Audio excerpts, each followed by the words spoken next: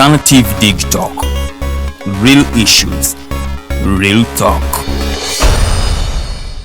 Nze omubejja luwedde Lilian mbaniriza maka gaffe amajja era nga wano wetugenda okuba nga tukolera programu yaffe emanyiddwa nga The Voltage gaba masanyalaze gennyini era nga twogera ku bintu ebyenjawulo omwo nno mwe muli ebigenda mu maaso mu ggwanga, ensonga z'ebyobufuzi n'obukulembeze bw'eggwanga Uganda, twogera ku nsonga ez'abavubuka, eddembe ly'obuntu awamu n'ebyenkulaakulana. Togisubwa buli lunaku olwokutaano eba ssaawa emu ey'akawungeezi paka ssaawa 3 ez'ekiro.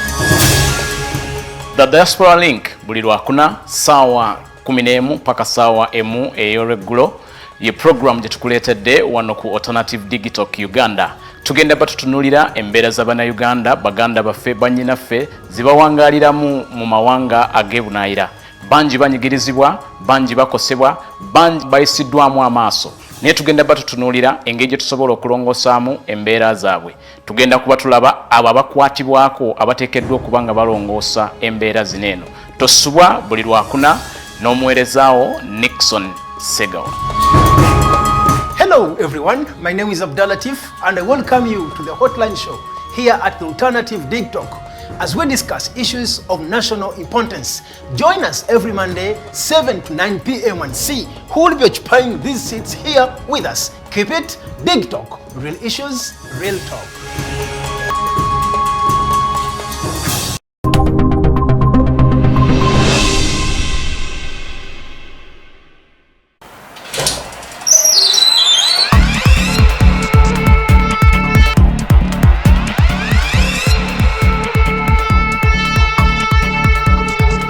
You have got to get up pretty early to go do something.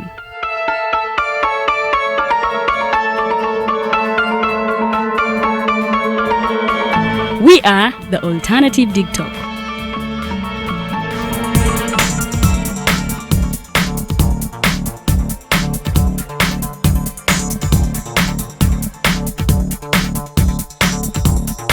With our mobile studios, we are redefining TV presentation just as technology is setting the pace. We are blending our approach with fresh, perspectively designed breakfast show, The Mighty Drive, informative and entertainment show, exclusive and live interviews. We President Museveni wadde juzi namulaba apima akawunga kilo 2 tasobola kalya nini bwaba alya kilo 5 oyannema okuliisa eggwanga ne bwe limundekera. Njagala kwebaza the Alternative Digital etuwadde kano ka Mighty Drive era n'abatuwuliriza bonna abali ku mikutu njagala basaba mugendo maaso n'okuwuliriza. All given to you just a click away on your phone, tablet, laptop and smart TVs as we are streaming live on our social media platforms, on the road and on the go. We are the Alternative Dig Talk.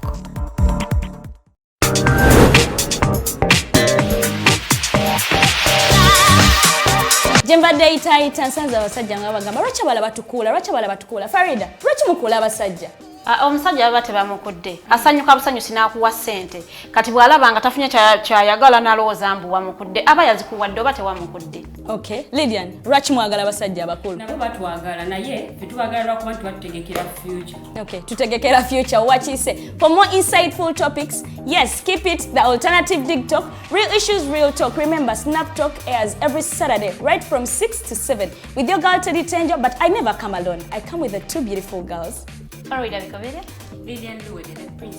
Meanwhile, we have a new home. I'm super excited. What do you think of our new home, Farida? I love it. I just love everything. Yes, let's keep it the Alternative Dig Talk, real issues, real talk.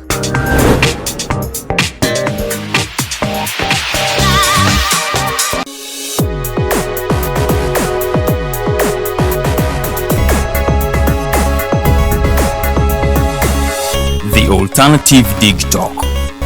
Real issues, real talk.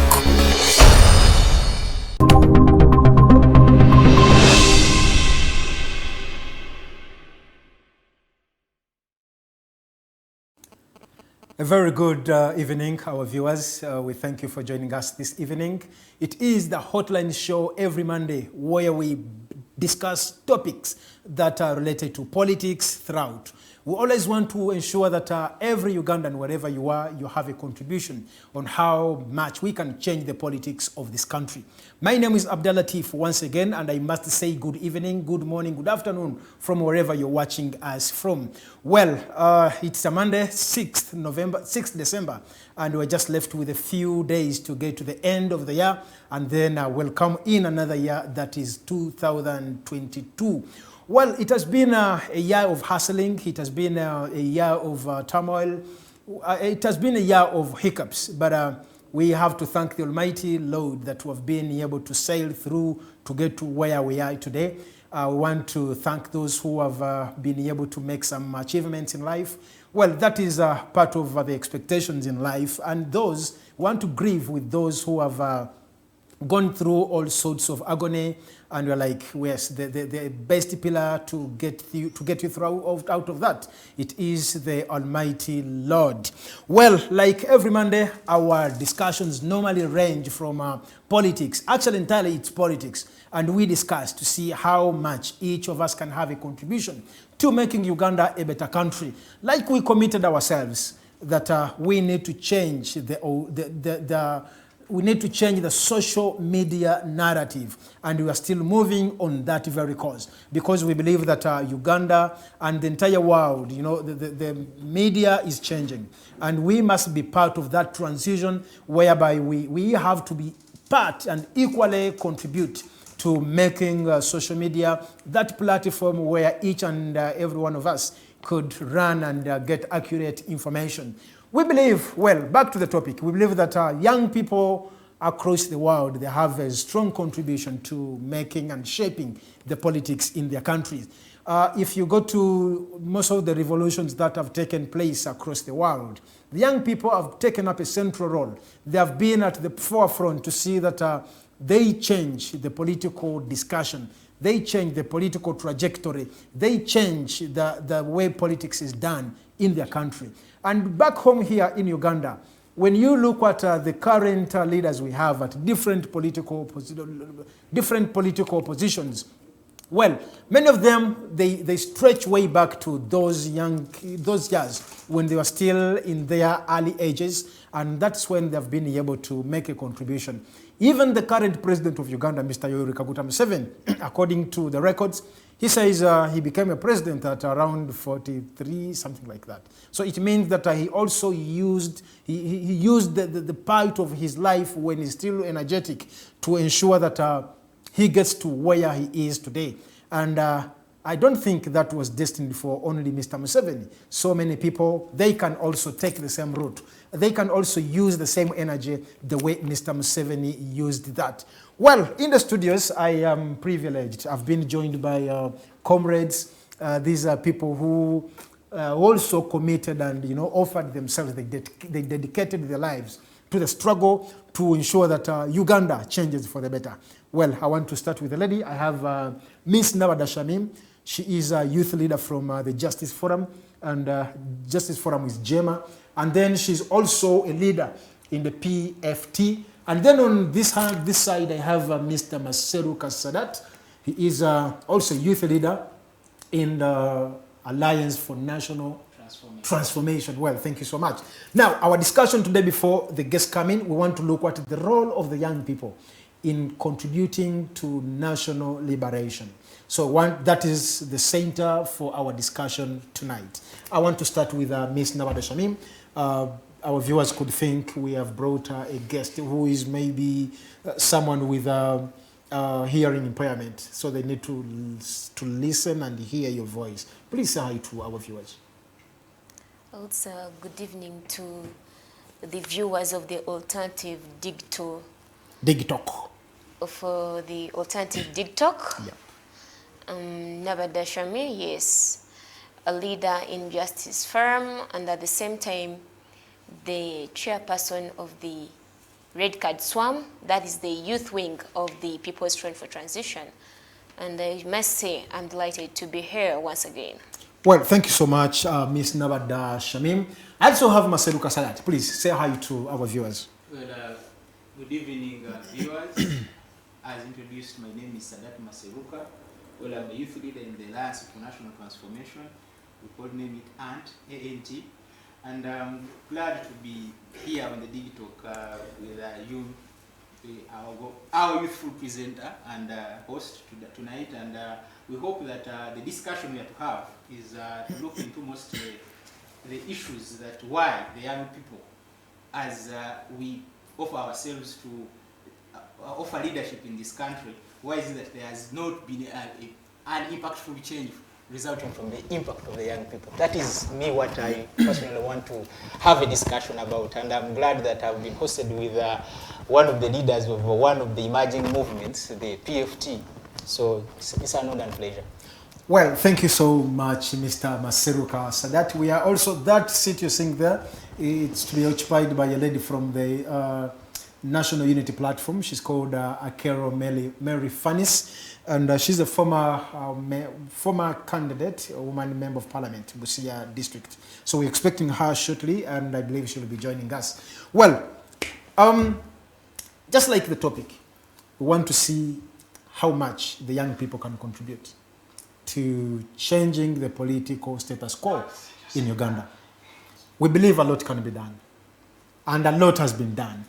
But the biggest question is, just like Comrade Sadat said, the efforts, the energy, and whatever kind of work being done by the young people, is it yielding?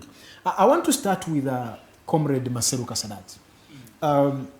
Being a youth leader in the ANT, we believe you have strong strategies that you have in place to ensure that your contribution to the politics of this country is felt, and yes, that it yields that meaningful results for this country. What do you have in the coffers at the Alliance for National Transformation? Well, as the Alliance, we first of all realized that to have meaningful and impactful change in any society, we'll have to first change ourselves as individuals. We realized that as a nation we had sunk so low and detrimental in terms of having values. Okay. And as a nation, as a group of people that are members of the Alliance, we almost orient ourselves on a regular basis on how we would like to conduct ourselves when we take power. We believe that anytime, anywhere, change can happen. But the young people that will take power must be having the discipline to contain power and also to contain their emotions. So the reasons as to why we are still at the stage of always seeking for change is to propel young people into positions of leadership that do not have the values that in actual sense depict the change that we want to achieve. We will often change leaders. For instance, I'll give you an example. We are in the 11th parliament, if I'm right. In the 9th parliament, the majority of the leaders there, MPs there, were youthful, and 70% of those leaders did not come back. So it happened the same in the 10th parliament. It was 80% turnover. And we are just recycling young people. It's because the people that are being elected do not exhibit those values that we want as a nation to take us further. So it is in that regard that we, first of all, as the Alliance, are concentrated on, first of all, having a value-based political organization, instilling values in young people that whenever or wherever there is an opportunity to serve, please, one should exhibit the highest level of compassion and to show that there is a potential in young people in advancing this nation. So one of our biggest strategy and is the lack of, and challenge, let me say, is the lack of role models amongst leaders young people can look at. So you will find so that yes. You want to mean that all the political actors we've had, they do not offer that being role models to the young generation, to the young people like of your caliber. Because if I ask you who inspired into politics, definitely you'd have the answer. So you want to mean that all the leaders we have, they do not offer that, they're not role models to the young people. You see, being a role model to somebody is very wide and broad. And it depends on the kind of knowledge or the kind of mirror you get from that individual. I am speaking of a society of leaders that are corrupt-free. I'm speaking of a society of leaders from the head of this country, from the MPs, from Parliament, from everywhere. You'll find that there is the root and the core values of those leaders that are passed on to the others that are coming into leadership is lacking. The lack of integrity amongst those that are already holding positions. So whereas I may have gotten an opportunity to be mentored or to be brought up by a really good mentor, but look at a person that is an LC3 youth councillor at a parish. When the LC3 chairperson is the one that is that he's the person, his immediate person that he can learn from or get or be in position to learn from how to manage society. But this LC3 chairperson, he's involved in land grabbing. This LC3 chairperson is involved in bribery and all other sorts of evils as a leader. So whereas we want to have the role of young people in the national liberation, we should mostly look at what will be the impact of these young people after having achieved the liberation. Because as I've told you, if you are to say that the representation of young people in this country is way above average, you go to a parliament whereby 60 or 70% of the young people are in parliament, the representative of young people. But the values, do they really depict the values and the values and integrity of them having national leadership? Do you really want to trust any young person so far of those you have seen with power? So amongst us, we see that it is important as the Alliance for National Transformation to have, first of all, orient ourselves on how to improve our values as people. Then we shall see how we can advance to the next stage of causing change that is meaningful and impactful in this country. Mr. Moderator. Well, thank you so much, Mr. Maseruka Sadat. We thank you for that elaborative kind of discussion you've shared with us. Well, I picked 2 points here that the young people, much as they're trying to drive the change that we need, are they really prepared to, to take on the mantle? And then young people, you've highlighted this, that many young people who have been in parliament, right from the 9th parliament, the 10th parliament, and they've failed to make it. No, they have not failed to make it. They did not actually. They have not exhibited that values that really ignite young people to be trusted with power. Well, thank you so much, Mr. Sadat, Sir Maseruka. I am glad we've been joined by Honorable Akello Phanice. I think we have to. We are distanced enough to avoid the COVID-19. Just in case any of us is, yes. So you could put off the mask so that the people of Busia can able see and realize, yes, we are well represented. Well, she's Akello Phanice Mary. She's a former woman MP candidate to Busia district. Please say hi to our viewers. They would need to hear your voice. Thank you. That microphone is for those who come late. Yes. Sure. Next time I'll keep time. Thank you so much, our dear host. I salute all of you, our dear esteemed viewers and listeners. To my fellow panelists, good evening to you all. My name is Akello Phanice Mary, Mama Busia, the NUP flag bearer for the position of Woman MP Busia District in the 2021 elections and even years to come.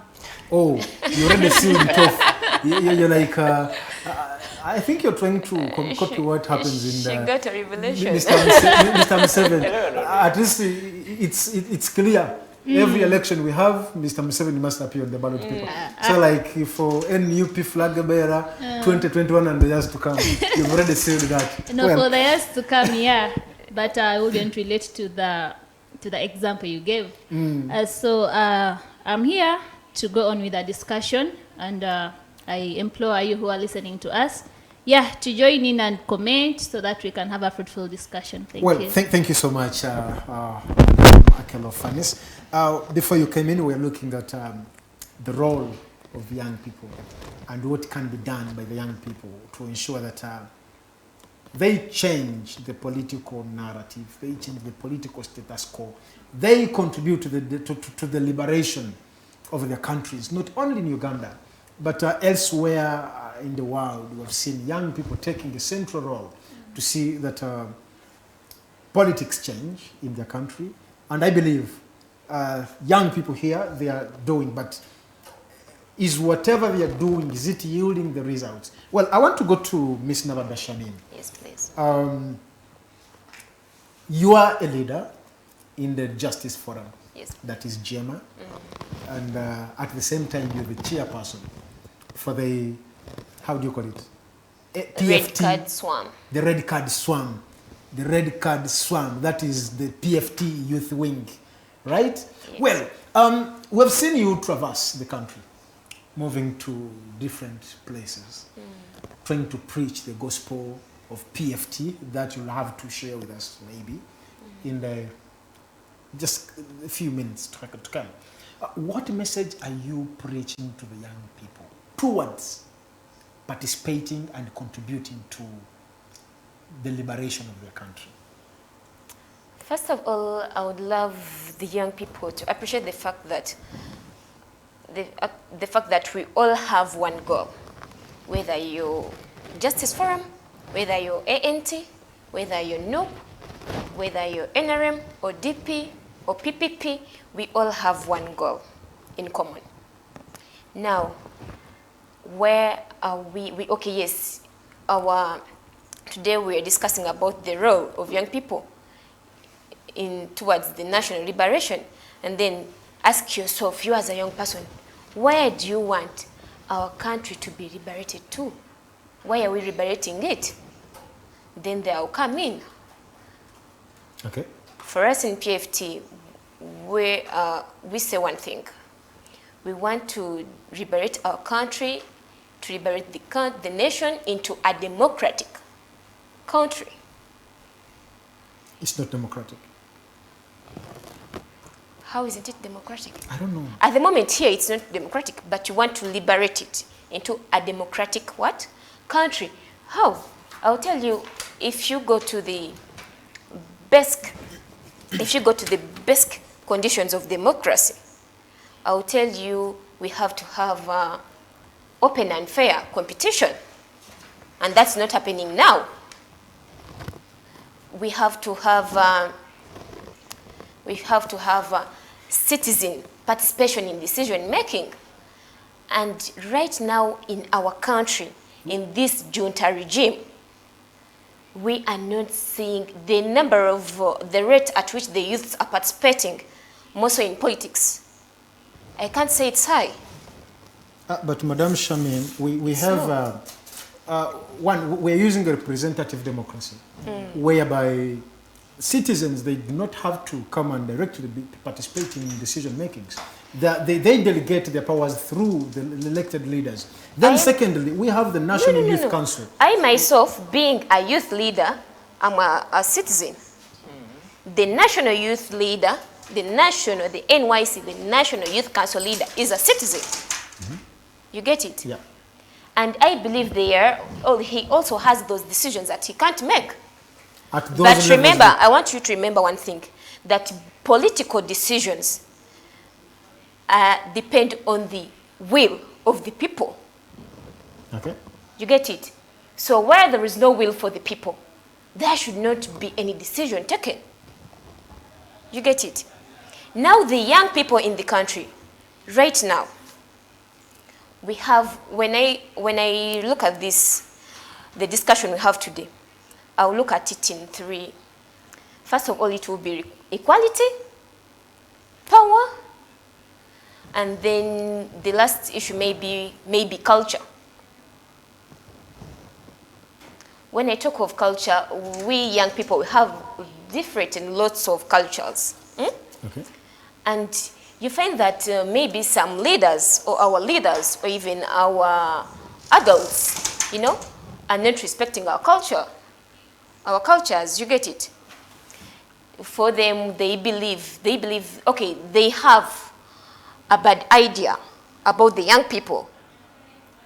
And they don't trust you? Yeah, they don't trust us, and this brings to me, it brings a questioning. It lets me question the double standards.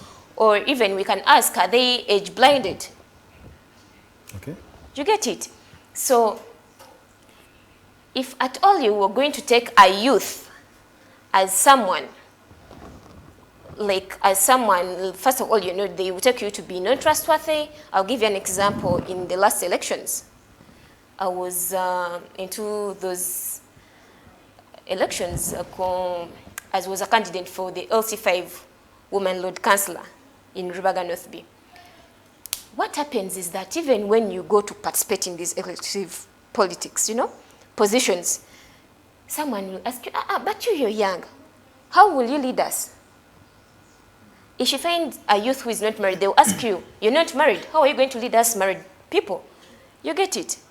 Then the other will tell you, you're young, you even don't have money, you know? So the way they treat young people is literally not good. And that affects their participation. And it affects the youth participation in politics. Well, thank you so much, Ms. Nabadda Shammy. I want to cross over to Miss, I don't know, Mrs.? Okay, Miss for now. I want to cross to Miss Akello Phanice Mary. Shamim says, as the PFT, they're trying to change this country to become a democratic Uganda. I remember your president one time said, you cannot fail an election 4 times. You cannot actually participate in an election for 4 times and you fail. And then you say there is no democracy in Uganda. I think the lenses, the way they see things could be different from the way Shamim looks at them and how your president looks at this.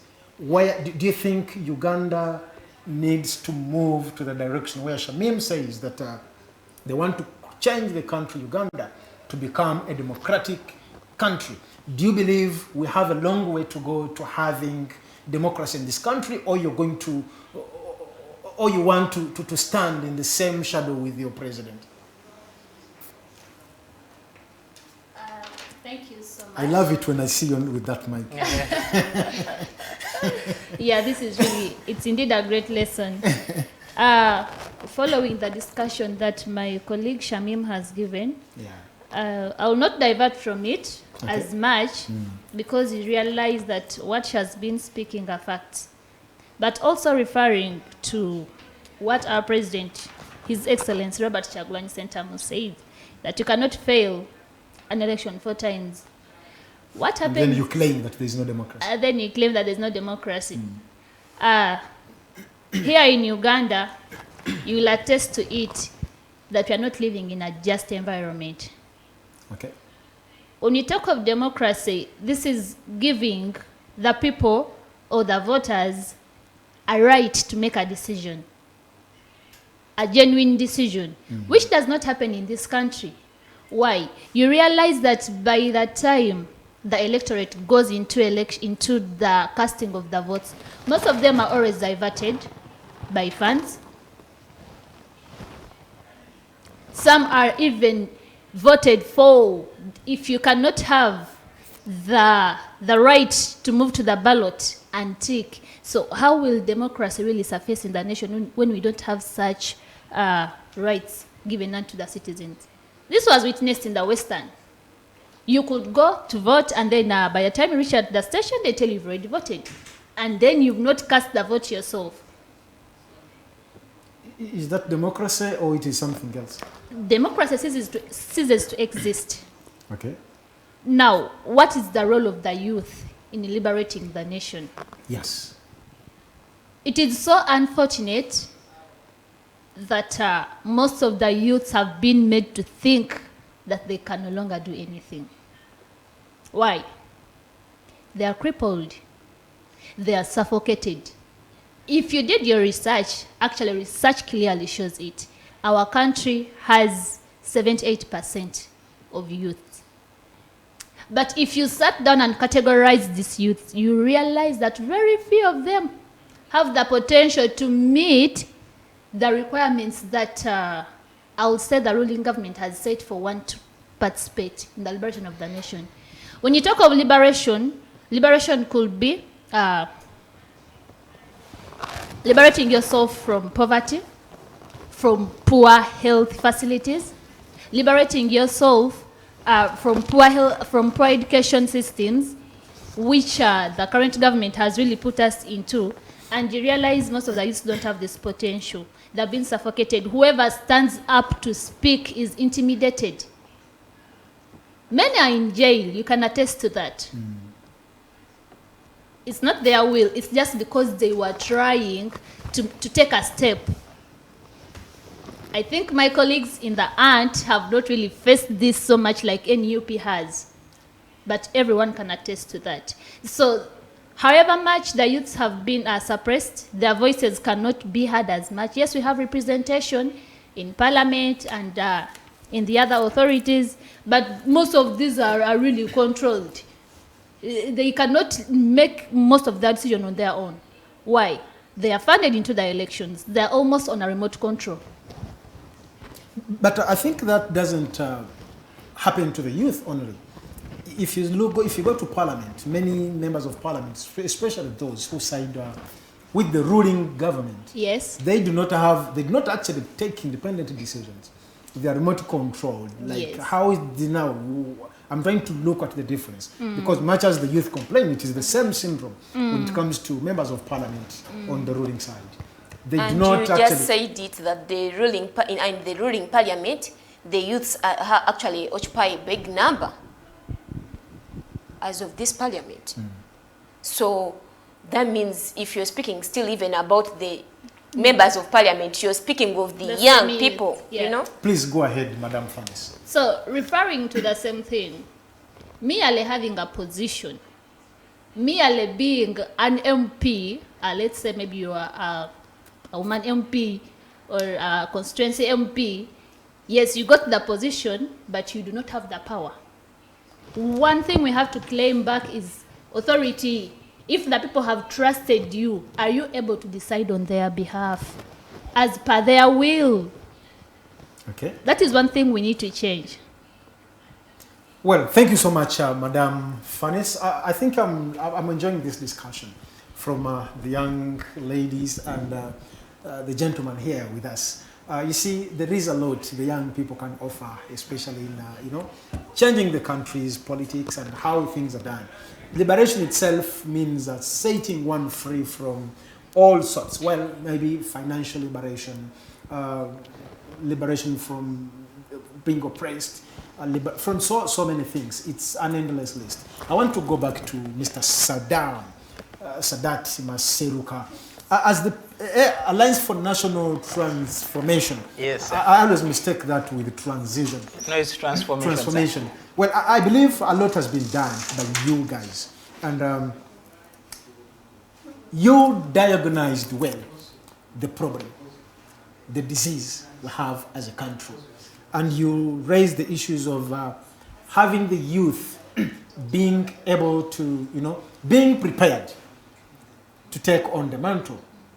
As Alliance for National Transformation, what practical intervention do you have in place to engage these young people to be able to take on the mantle? Because we could talk about this, we say, we need to do this. The young people need to be this. Yes, it is true, they need to be that. So what is that practical intervention coming up from the Alliance for National Transformation, and you being a youth leader in the same, what practical intervention do you have in place? Well, in any political setting, the first practical aspect that happens is one to offer themselves as an alternative. If you profess good governance, if you profess an idea of a democratic society and good governance, you must offer yourself to offer that leadership. Okay. So one of the first aspects as young people in the ANT is that we offered ourselves to this nation that we want to lead it. We brought our candidate, we brought a presidential candidate, we fielded over 108 MPs, but the Ugandans chose otherwise. So the first practical step we took is to bring the leaders we believe that have the integrity, have the values that can take the country further. Well, I would like to pick it from my other colleagues as they have spoken about the role of the youth. The role of the youth in any liberation struggle is to create an atmosphere of good governance and create a sphere of democratic, or that is democratic, not the other way around, not to beg for it. What we are talking about right now as young people in Uganda is that we think that we must beg to be given the atmosphere to create the democratic change we seek. Okay. When you look at countries like South Africa, the young people up to now are shaping the sphere of the politics of the country. Yes, you will find that as the ANC was edging out, there was the emergence of the EFF. Now there is what we call Action SA. Another young front of young people, all breaking off from other political parties to create a space that is geared towards creating a democratic society for the young people. They believe that young people amongst themselves can organize themselves and advance ideas they believe in of their generation. I think you need to clarify to our viewers. Yes. When you talk of the young people crossing over from ANC, from ASA, from ANC, EFF to ASA. Yes. Does it in any way add up to having an empowered generation of young people? Because I believe that if you're a member of the ANT, she is from JEEMA, she is from NUP, do you have to bring them from wherever they are to create another force? Or one should be empowered from wherever they are? You see, why the EFF broke off from the ANC was lack of space for the young people.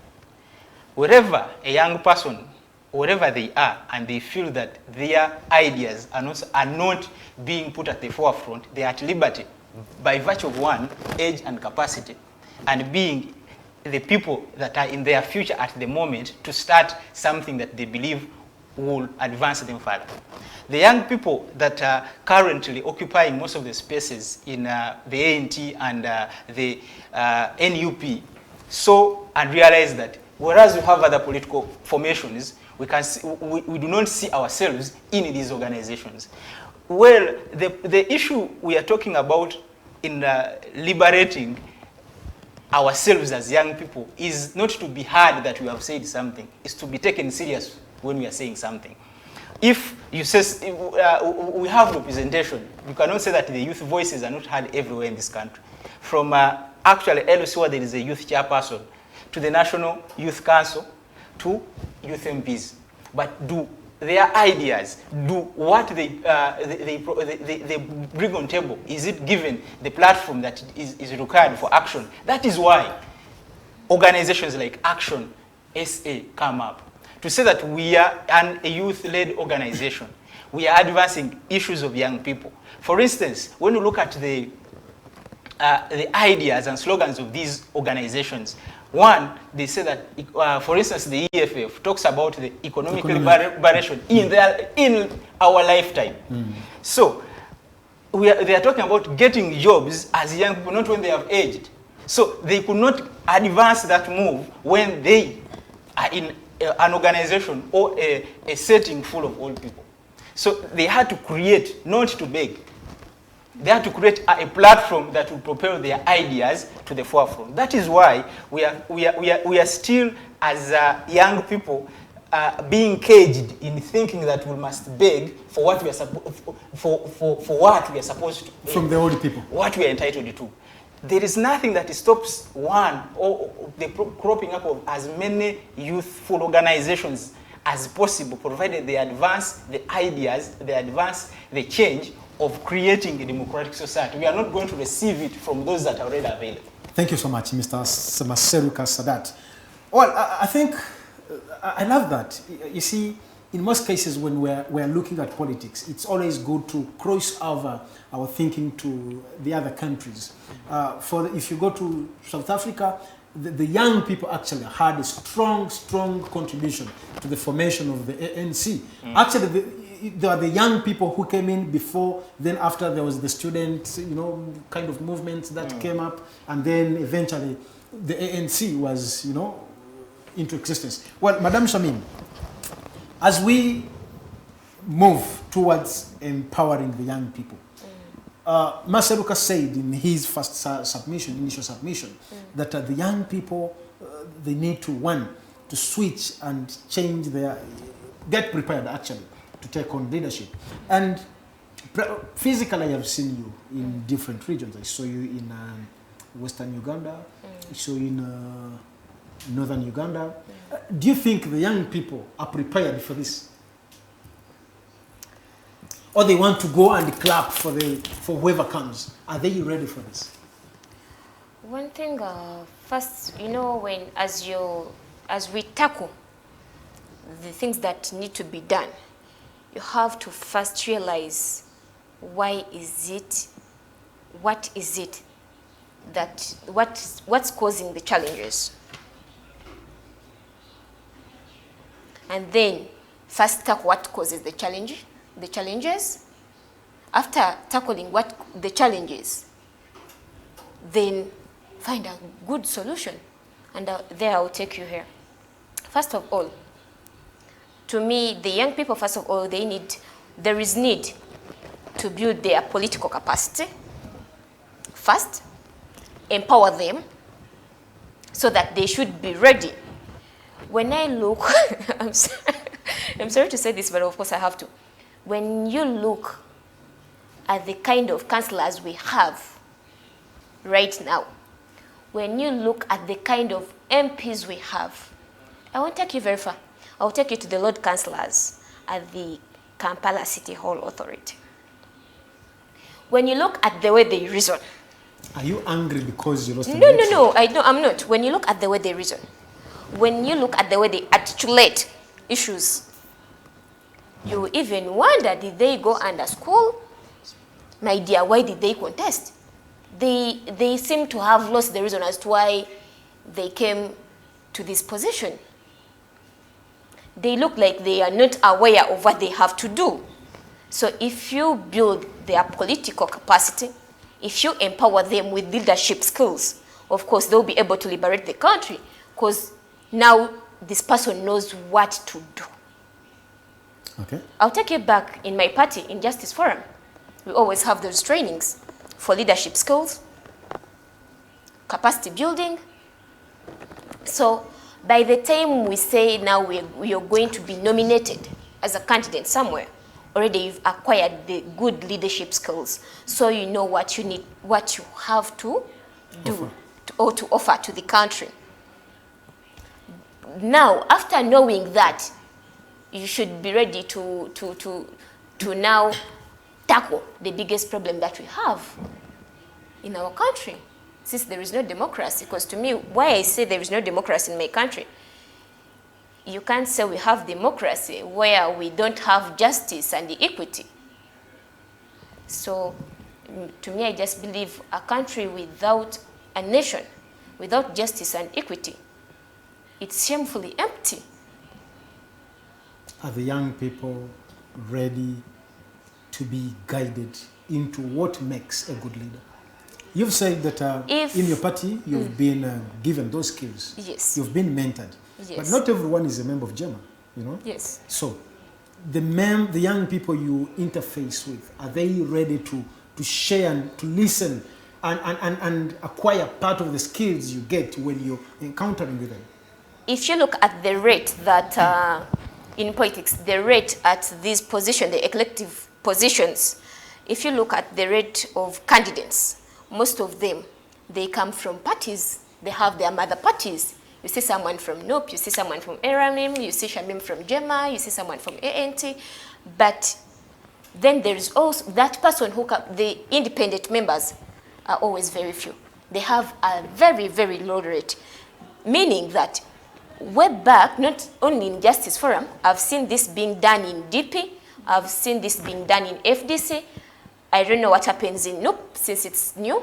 I haven't realized what happens in PPP or in ANT. But at least these three parties I know. Actually, even in ARRM, well, they do mentor them. Thank you so much. So to me, I will tell you, young people are very, very ready. Very, very ready to take on their responsibilities. Thank you so much, Ms. Nabadda Shammy. And of course, the rest of the panelists. Now, I need to cross to Madam Akello Phanice from the leading opposition party in the country. If you look at how NUP came into formation, it was, of course, it was a combined force from different political actors who thought they would do closely work together and foster the change this country needs. And then all of a sudden, by default, everyone had to become a member of NUP. Well, and as I speak, you enjoy the biggest following of the young people in this country. And you will help us know this.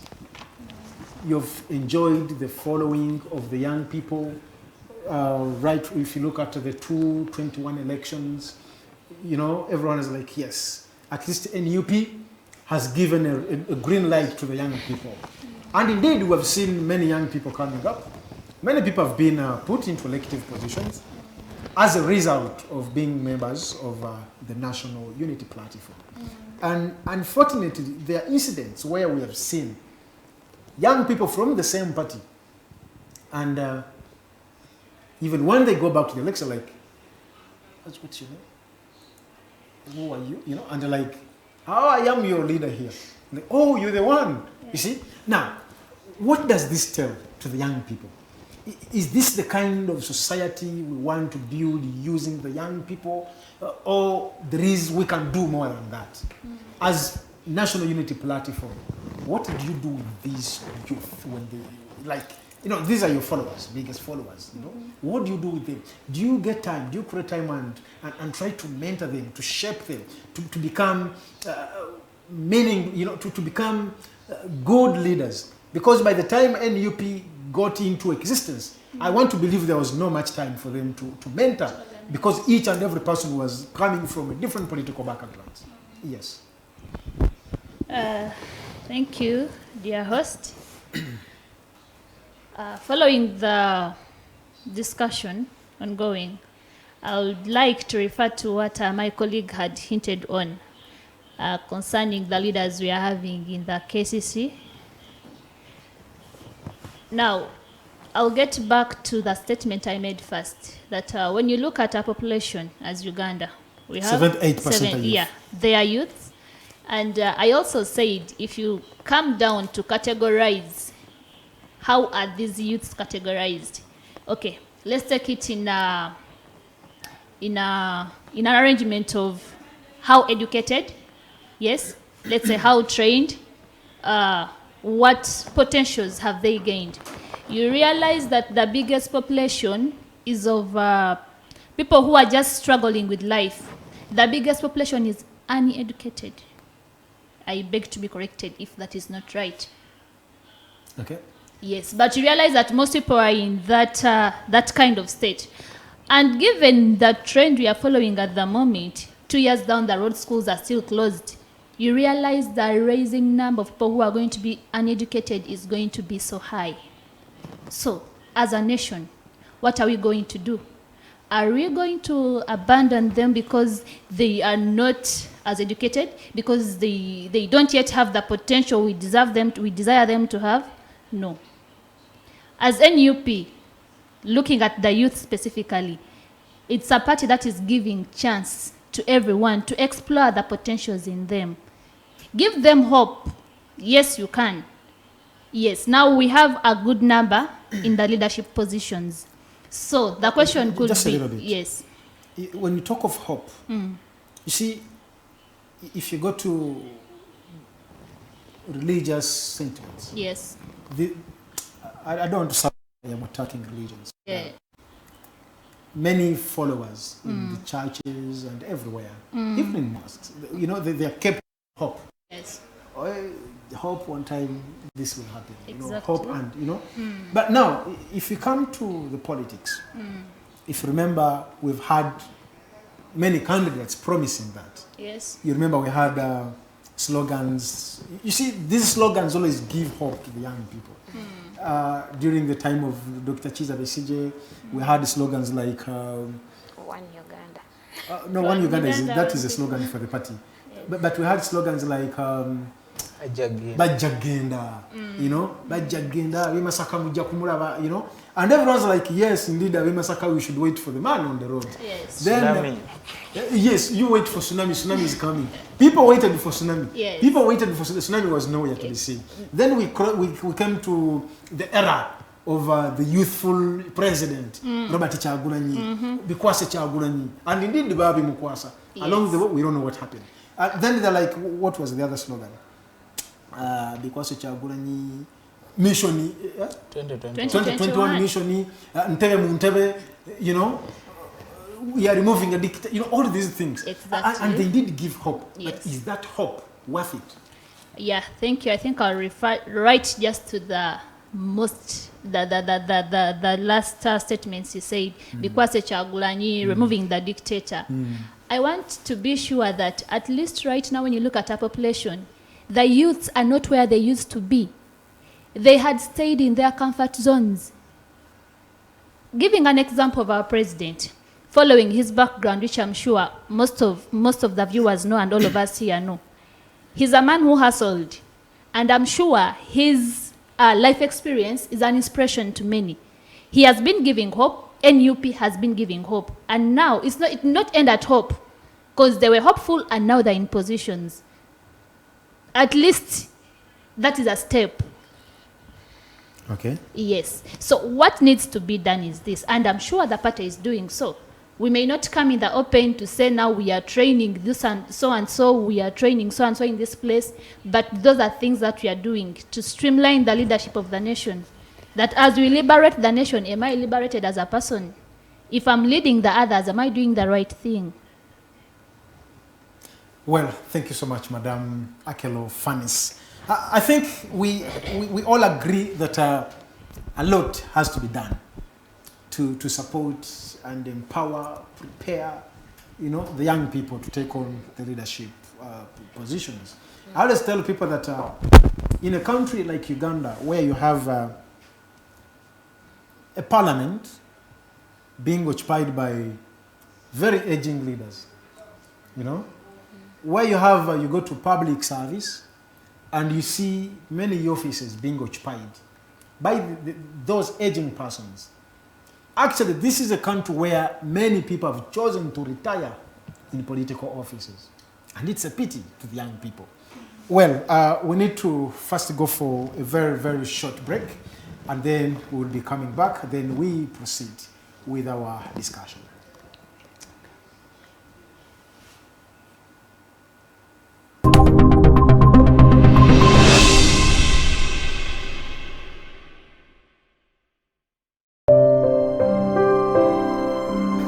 Hey Ugandans, I'm Lieutenant Colonel Dewa Kiki, the Deputy Defense Spokesperson and actually the Deputy Spokesperson for the Uganda People's Defense Forces.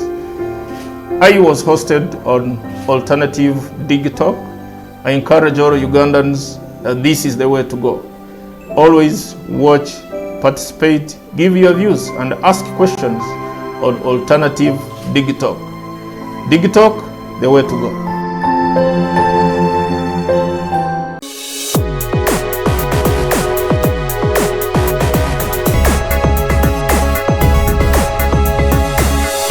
Alternative Dig Talk.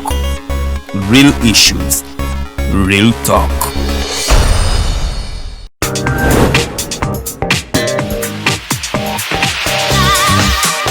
Jembadde itaita nsanze abasajja nga bagamba lwaki bala batukula Farida lwaki mukula abasajja omusajja baba tebamukudde asanyuka busanyusi n'akuwa ssente kati bw'alaba nga tafunye kyayagala n'alowooza mbu wamukudde aba yazikuwadde oba tewamukudde. Okay, Lydian, lwaki mwagala abasajja abakulu? Nabo batwagala naye tetubagala lwakuba nti batutegekera future. Okay, tutegekera future. What you say? For more insightful topics, yes, keep it the Alternative Dig Talk. Real issues, real talk. Remember, Snap Talk airs every Saturday, right from 6 to 7, with your girl Teddy Tenjo. But I never come alone. I come with the two beautiful girls. Meanwhile, we have a new home. I'm super excited. What do you think of our new home, Farida? I love it. I just love everything. Yes, let's keep it the Alternative Dig Talk. Real issues, real talk.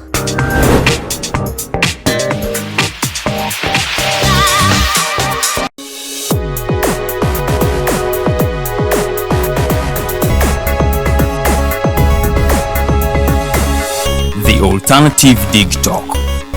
Real issues, real talk.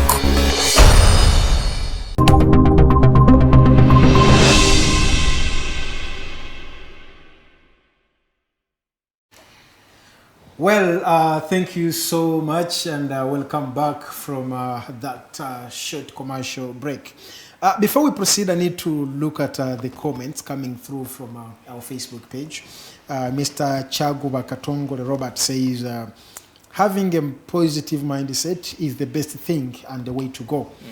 Think positive, live positive, move positive, stop the lamentations, and have the key to the brain which is locked up. Mr. Katongole Chaguba, who locked up that brain? You subscribe to the ruling party NRM. You should actually, I should expect your phone call to tell us who locked up the brain for the youth. Roger say, what is the key? Mindset change, think positive and know yourself. Wama, you went to Magere Kubigere. Haha, Muatufera as the youth. Then some other comments are not showing up here. Well, let me try to. Okay, then there is others as too harsh. I don't want to read them. Asman, okay. Well, I think I should leave that at that. We need to proceed with our discussion, and just like before we went for the break, we're like the young people must really get prepared for this. The young people, many people are occupying these offices, and they indeed at the exiting age. And these are people who always tell the young people that you need to go and, after university, like, please start up the jobs. Start up your own businesses so that you don't have to move into every office looking for a job. And I was reading something, and one said the best person to go and start up the jobs, those only people who are occupying those offices. If you've occupied an office for more than 10, 20 years, I think you have enough capital to start a job, so you should vacate and create space for the young people. Mr. Maseruka Sadat. Yes. You've been following the discussions and the submissions from our sisters. You equally all agree that something has to be done. Now, I want to refer to the previous elections, 2021. We saw young people coming through, being elected into elective positions. You were a councillor at one point until you were swept by the wave. Unfortunately, you were swept by the wave.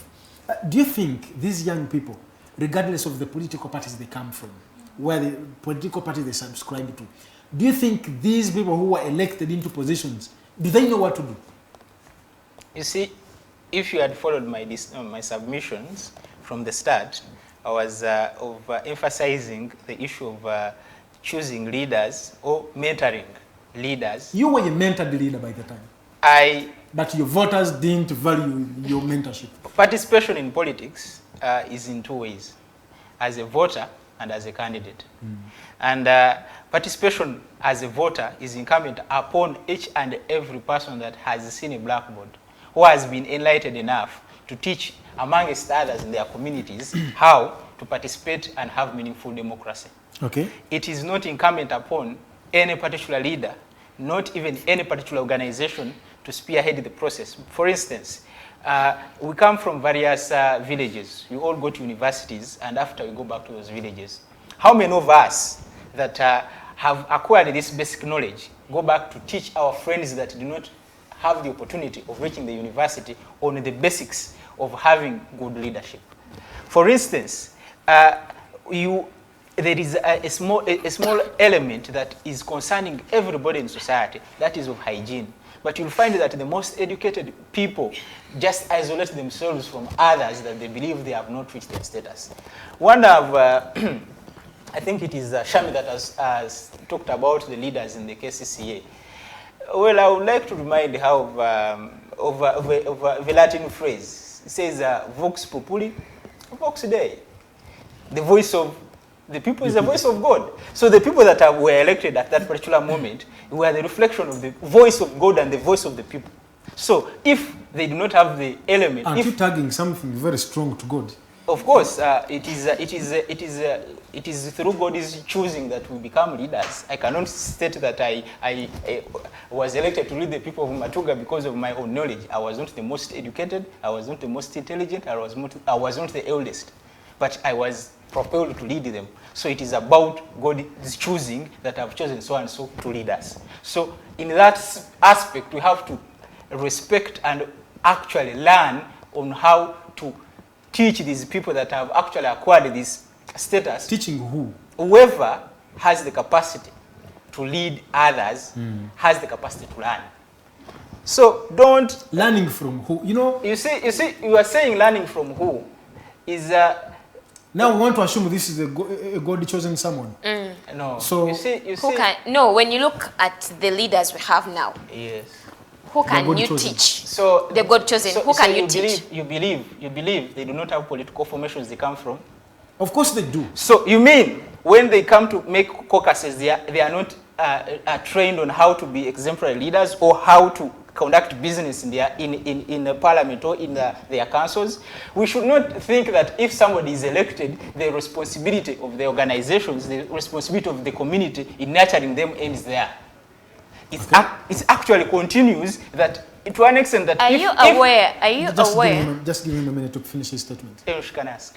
Are you aware that most of these leaders, once they win their elections, they only tend to go back to their mother parties when the next elections are coming? Yes. But there is no concrete evidence on that. We've seen some leaders who are active members of their parties. Whereas it may be true that most of the leaders lead political parties towards elections, but it takes back us to the element of we having integrity as organizations and as leaders. For instance, I am a leader in a political party. I'm in charge of recruitment. I'm in charge of recruitment and retaining of members. Somebody appears only to pick a party ticket, and in that fashion, you again give that person the mandate to go and continue serving. It also goes back to the high turnover of elected leaders. It's because the community elected you on a certain direction. After you reaching a certain destination as a leader, you abandoned the cause or the reasons as to why you were elected.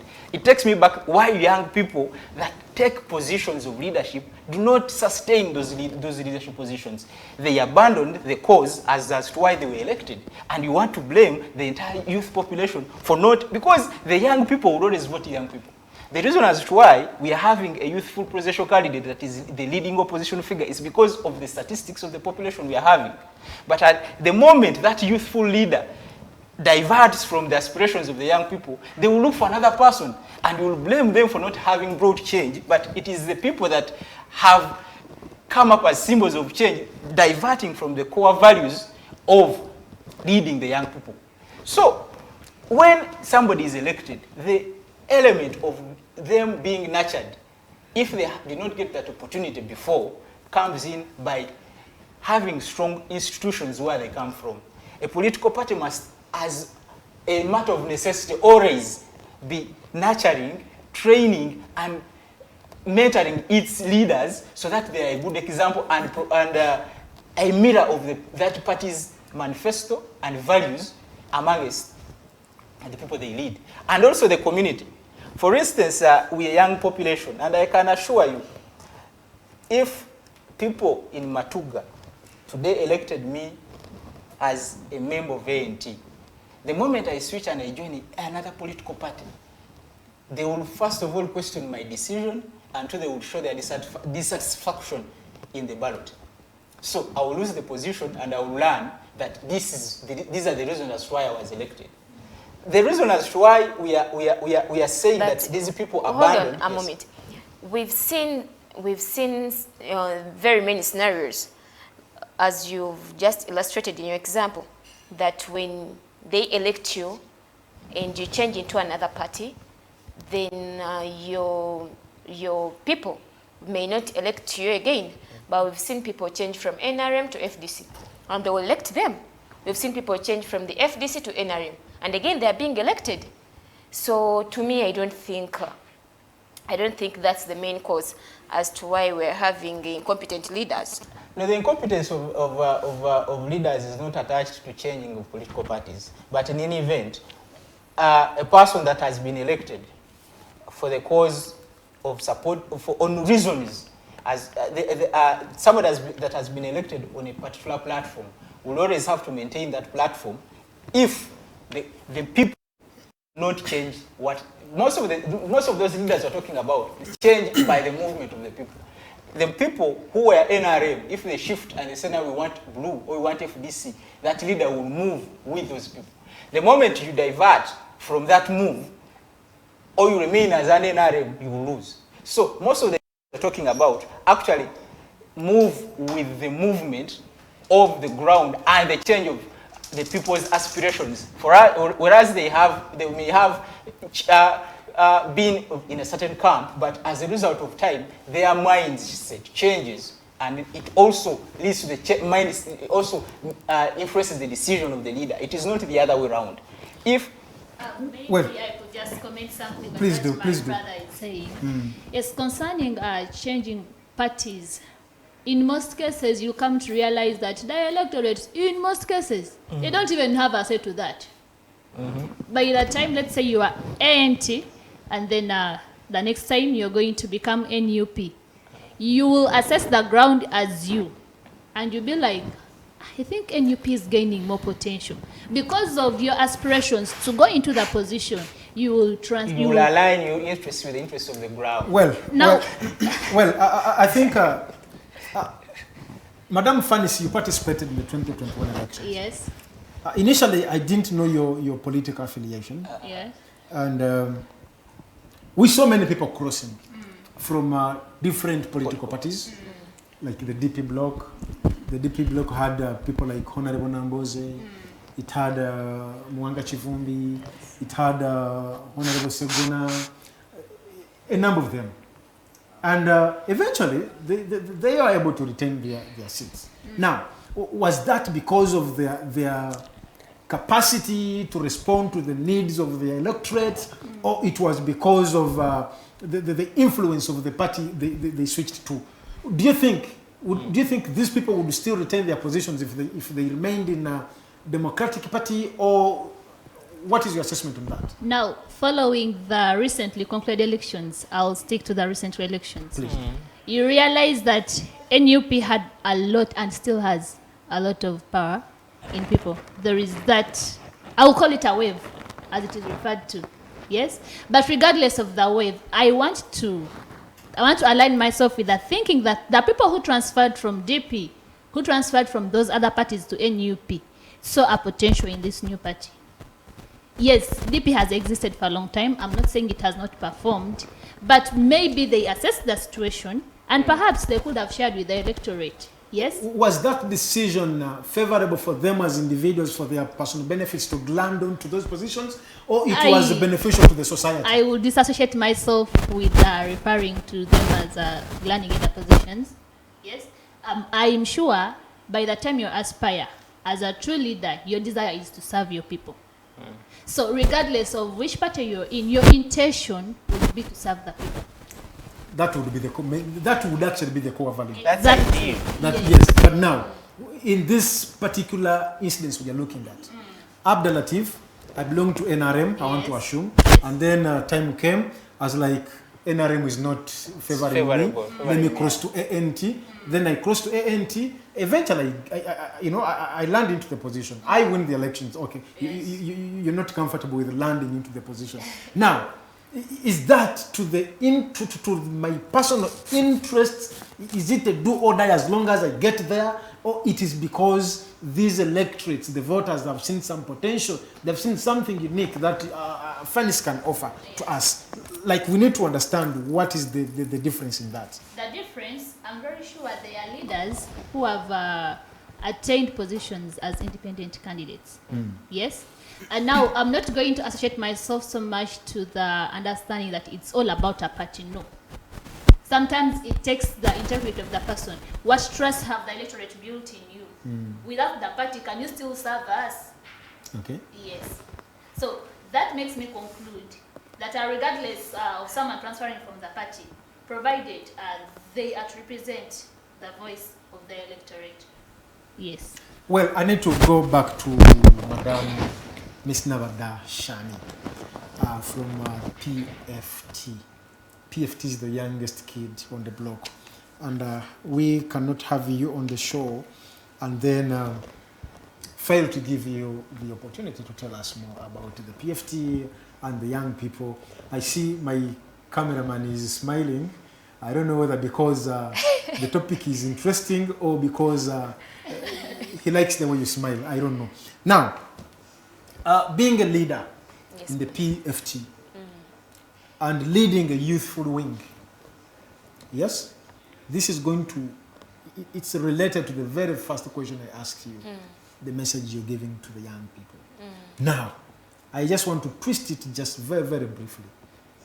What new message are you telling these young people? The PFT is led by Dr. Kano Chiza, who has been in this game for 20 years plus. And now, what new message are you telling us? It really bothers my head when I hear someone personalizing PFT, that it is being led by Dr. Kizabesije. Yes, he's leading it, let me clarify. I don't want you to personalize it. Let me clarify. I said it is being led by Dr. Chiza Besije. I didn't say PFT is Dr. Chiza Besije.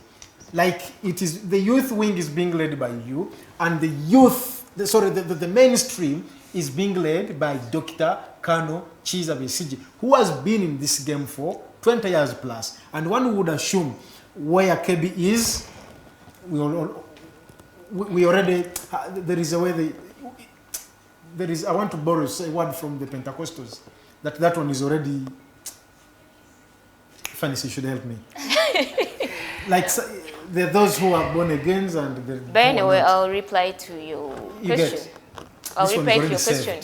Yes. Me, I myself, Nabadda Shammy, as useful as I am, the mere fact that I'm leading the youth wing, it's hope and it's a promise, you know. It's an inspiration to the young, to the youth. I'll tell you one thing, way back when I was into pageantry, most of my age mates, when they looked at me after being crowned as a beauty queen, they all got inspired. And the next year, about 5 to 6 friends of mine had to join the pageantry. Why? Because I inspired them. As he was giving in his first submission, he said that we don't have people that we aspire as young leaders. No, he said as they don't see role models. Yeah, they don't see role models. So me being there just as, actually it has happened even in PFT. I have friends who have joined PFT just because they're seeing me and they come approach me and they're like, yes, Shamim, how are you? How do you feel being a youth and leading the youths? You know, we would have seen another face. We would have expected to see someone maybe... Like Mr. Mukaku? No, someone maybe in the 40s and above, you know. But we're really glad. How is it, you know? Just today, someone called me from Umbala and he was asking me, are you the one leading the PFT youth wing? And I was like, yes. He asked me, how old are you? And when are you coming this side? You get it. Already, I'm becoming a role model for them. And then I have to advocate for them. So you've literally answered Sadat's question. Yes, someone on the line. Speak to us. Hello. Yes, this is Norman. Thanks for hosting the young people. I call them young because... Quick one. I also that guest from Nob. I don't know whether it's the time when they defend their people, whether bigger people in the party or otherwise. I find Nob as one, at least in my opinion, it has indisciplined individuals. I think we're not getting you clearly, Norman. And they get annoyed with them.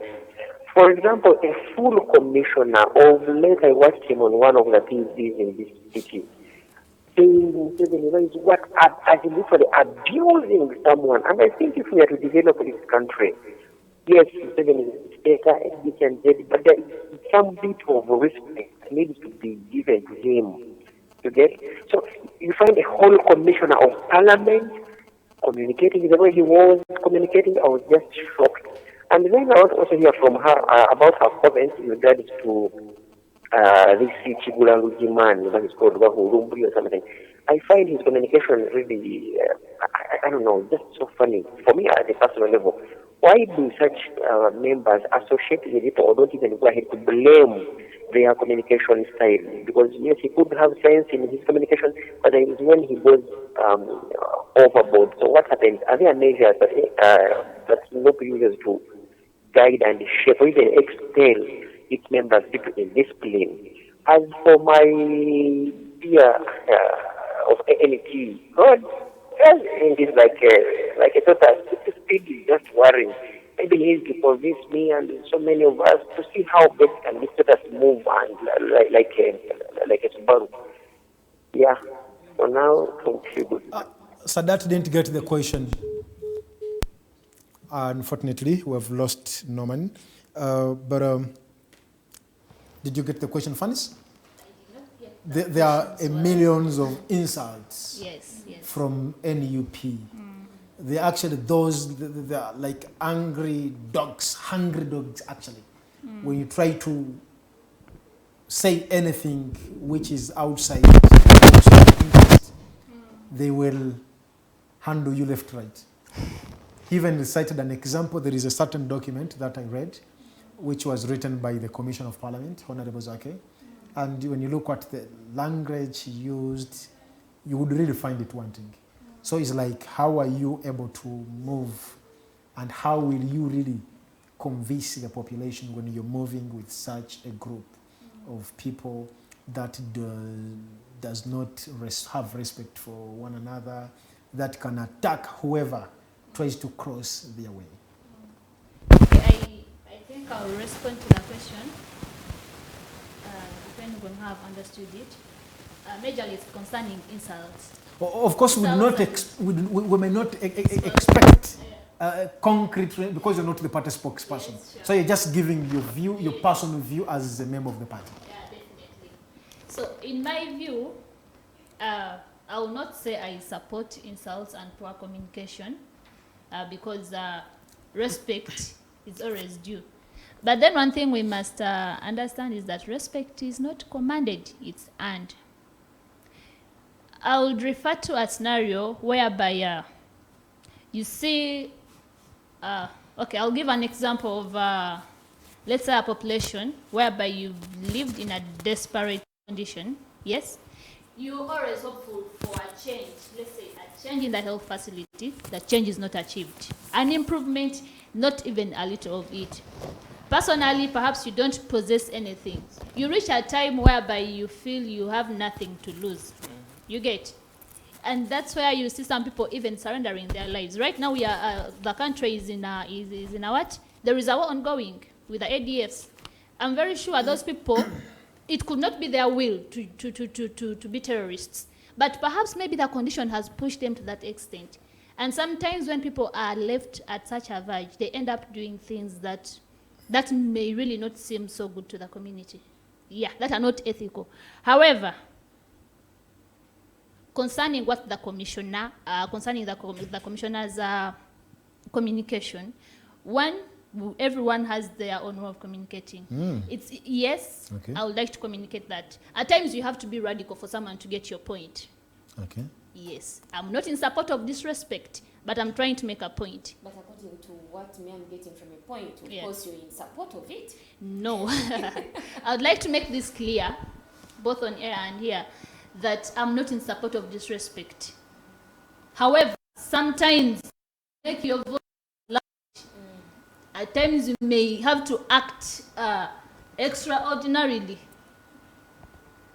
but under very, very little circumstances. But still, as a party, I'm very sure we instill discipline in the members and do not control someone's direct actions.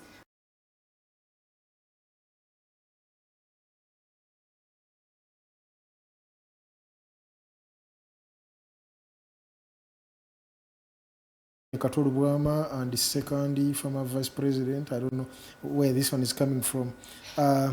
Thanks, Honorable Phanice, Honorable Tiff, and okay. Wave, you deserve Honorable Katolu Bwama. What's the difference? Okay. Some comments are really funny. Then, nope, truly they lack communication manners. This is a Wenchima, Asiat, something. Nope, truly they lack communication manners. And I don't think if they are to lead Uganda, we shouldn't expect to have democracy because they want everyone to be in support of their party. Okay. Then this one says, this is Dixon Ojakol. As young people, we play such a tremendous role in nation building. There is no nation without young. Young people can do, they got time and energy. Thank you, Mr. Dixon Ojakol. Pato Patrick, thanks for the program. Pato Aka Andrew Namongodi. I think these are your voters, eh? Yeah, sure. They must be following. Well, we were, Maseruka Sadat. Yes. Norman's question was, as ANT, you need to convince him that you can lead this country to the promised land. I don't know how he wants to be convinced. I also don't know. Well, to the likes of Norman, I don't think he's alone. To be convinced, one, you must have the will also to be convinced. Whereas you may want us to convince him. No, whereas you may want us to convince him or to act in a particular way for you to get convinced, you must also be informed of how our approach and how you operate. Okay. We believe that our approach, whereas it may not yield or show results in the short run, in the long run, it's the direction that everybody will take. When you were hearing the conversations that were taking place here, we realize that people are talking of communication, people are talking of the leaders that have actually gotten office. For us, we are talking of a solution of those problems before somebody becomes a leader. What do you espouse as an individual before you seek for leadership positions? As I told you before, we fielded over 108 candidates. But how can you solve... Just a second, please give me time. You're protected, sir. Yes, thank you. The 108 candidates, I don't think there is anybody amongst them that you will find insulting anybody on social media, on media, or anywhere. For that, anybody can call and say that you have a leader here, at any position, by the way, that he's a kind of person that communicates offensively. Whereas I may not accuse any person that is communicating the way they want to communicate, because we are talking of a dictatorship that is going in 40 years. So people are frustrated. But as the ANT, we believe that there are certain levels of restraint as leaders we must have before we take power. For instance, if somebody has the opportunity of just insulting somebody on social media, but if they are given the tools and powers of this nation, we want to convince Ugandans that the way we are approaching politics may not be that maybe the likes of Norman would like us to approach it to convince them. But we are surely, slowly but surely, trying to change the narrative and mindset, first of all, of the people, that politics must be an avenue whereby we come together and work together in unison, not in... Someone is on the line. Someone on the line. Hello? Someone on the line. This is Jacob calling from Machinde. Jacob from Machinde. Yes, sir. I want to ask that lady of NOP. NOP is like trying to confuse us. At one moment, the Akello wrote a letter saying he doesn't want the 20 million during COVID. By then, he was not a commissioner. But later, he was appointed as a commissioner. Now he sits in a UG Katale H. H, that is a government vehicle. He has all the benefits. So what changed between then and now? Really, that's my question. I want that lady to answer, because it's like now they are sitting on the same table and enjoying the cake at the expense of Ugandans who said no, we didn't vote for the current government. Thank you very much. Well, thank you so much, Jacob from Machinde, and we thank you for watching the show. What is the difference between? That's how I understood it. What's the difference between NUP and NRM, as is seeing that even those that won on NUP ticket are enjoying the fruits. The same privileges. Yes, as those that are in NRM, especially gave the example of Zaki. I think that is too harsh, being too harsh to Madam Phanice. Because we all know that there are some positions which are, designated for members of the opposition. And so I don't think it is right for us to switch the debate, to discuss such privileges that come along with such positions. Because you'd even call and ask, why is the leader of opposition cruising those cars? I think you're being too harsh to Madam Phanice. Yeah, but regardless, maybe I'll still respond to him. Yes, they are enjoying the privileges. It's not that they are very happy to be in the opposition, but we are in a time whereby we need to serve. Yes, you won, you were not declared. So will you sit back? Won't you go to parliament? Let's say that as we speak right now, the representative of Machinje is in where? He's in prison. Machinje West. Yes, Machinje West. He has been there for close to how many months? 3 months. Now, do you think NUP as a party is happy about that? They are not happy. And I'm sure they are working so hard towards making sure that the Honorable gets his freedom. Same way I'll relate to the commissioners, to the leader of opposition, and all the other officials in different capacities. It is only cautious that they stay there and served, though not at their will. So, Mr. Jacob, referring to that, it is a responsibility that you cannot run away from, really. Well, thank you so much. Madam Shammy, before we went for the calls, you are trying to elaborate what you're doing, the kind of message you're giving to the young people, in such a time when everyone is really in need, in dire need, to see change as early as yesterday. Yes, as I was still telling you that, first of all, I myself being in my position, I inspire them. Okay. So, and I'll tell you one thing.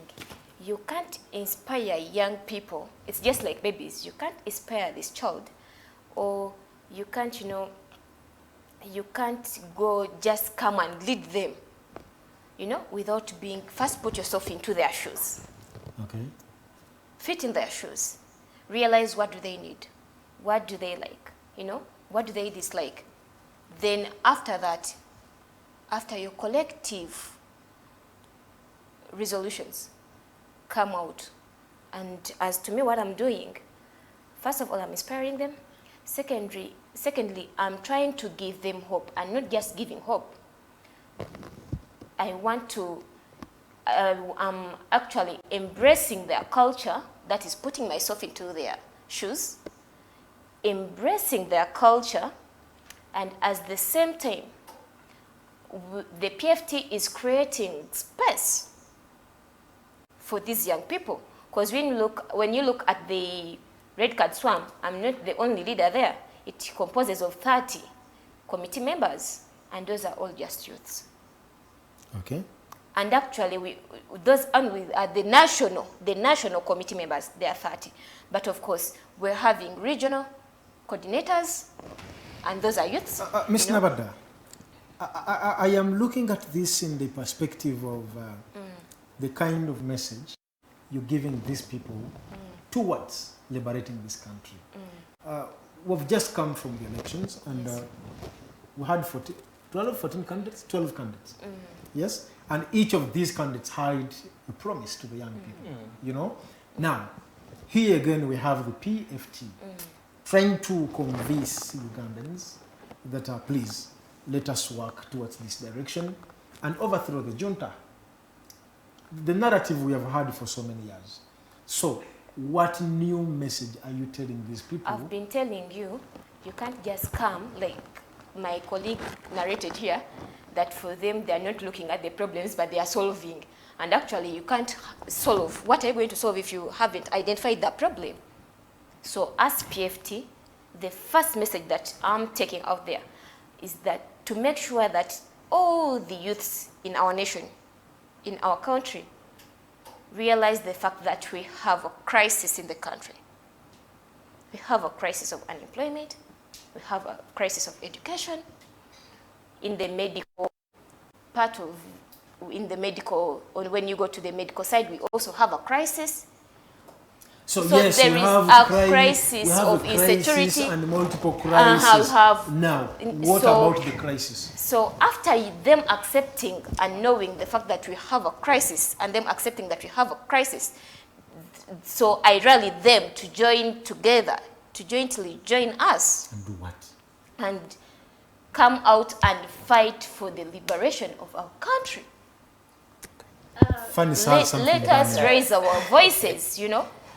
We can, no, I'll give you an example.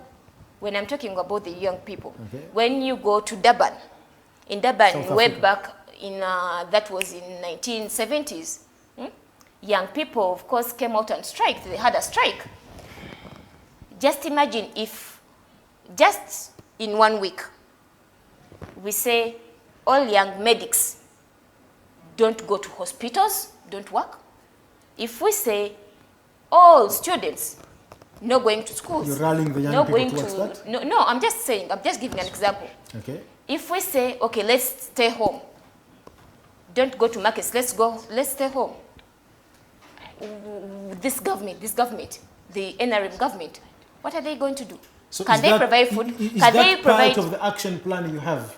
It's not part of the action plan we have. You're not ready to reveal the action plan. But I'm since trying. You have NUP who are not members. I'm trying to just enlighten you that if at all, first of all, what we are doing as right now, traversing the country, we're creating awareness.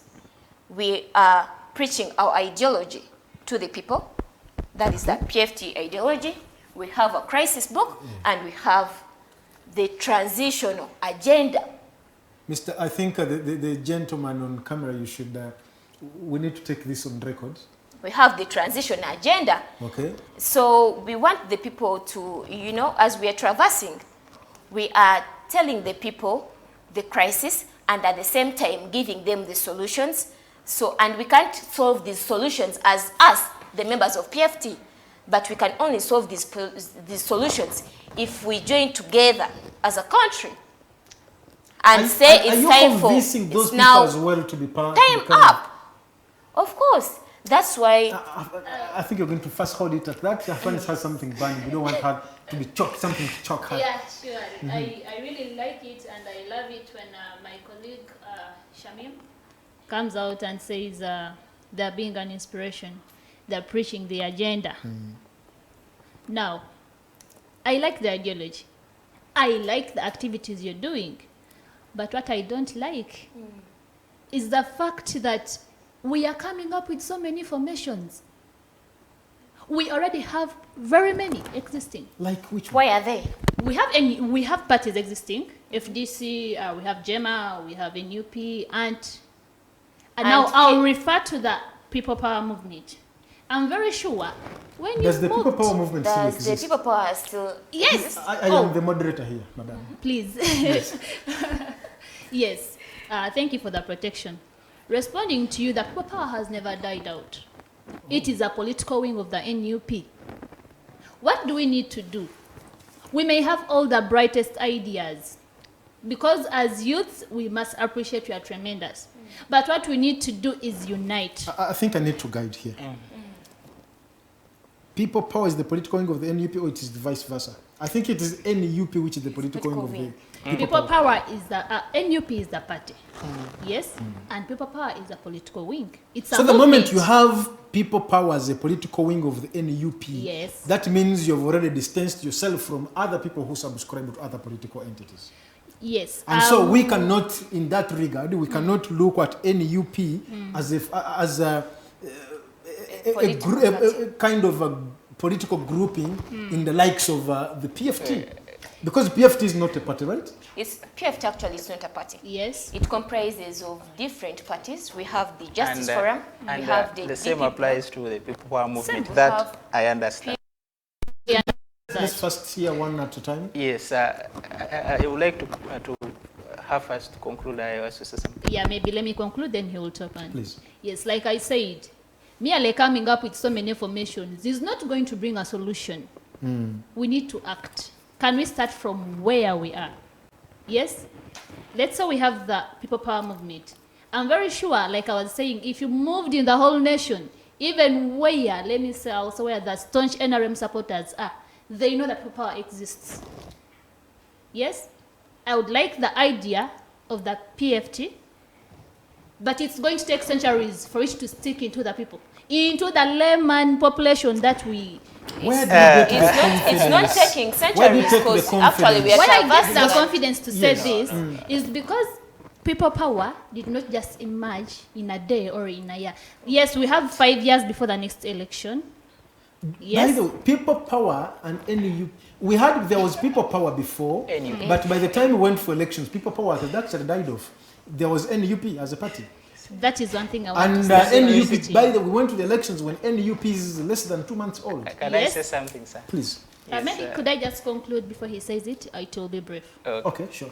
Yes, and I want to make this clear. The only reason as to why people moved away from people power, let's say people who are in people power then from different parties, let's say FDC, was because they were not willing to take on the NUP card, which wasn't by force. If you're from a different party, it is okay, go to your party, but the people power movement was uniting and is still uniting. Until you dissolved it. It's still united. And created the NUP as a party. All right. Yeah, so he may please, go on. Sadat, you have something. I would like to disagree with both of them. Okay.